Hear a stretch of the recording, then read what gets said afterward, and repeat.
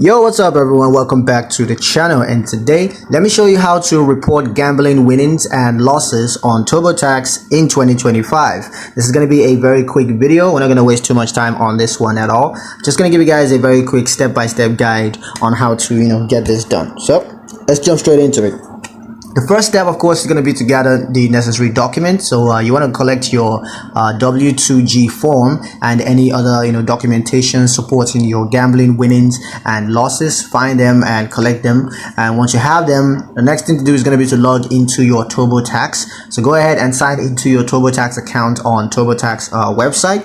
And once you're logged in, you're going to select the tax year that you want to report your gambling winnings and losses for.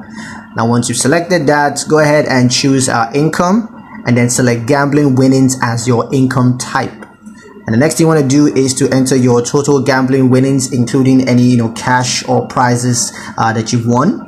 And from there on, you're just going to claim your gambling losses as an itemized deduction on Schedule A. Take note of that. You want to make sure you claim your gambling losses as an itemized deduction on Schedule A. Once that's done, just go ahead and review your gambling winnings and losses report just to make sure the information is accurate. And if it is, go ahead and submit it to the IRS, and they're going to take care of the rest from there.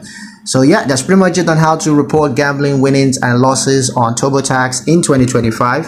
I hope you guys liked the video. Hope you found the information useful enough. If you did, like the video, comment down below, let me know what you thought. Share the video with your friends and subscribe to the channel if you haven't done so already. And I'll see you guys in the next one.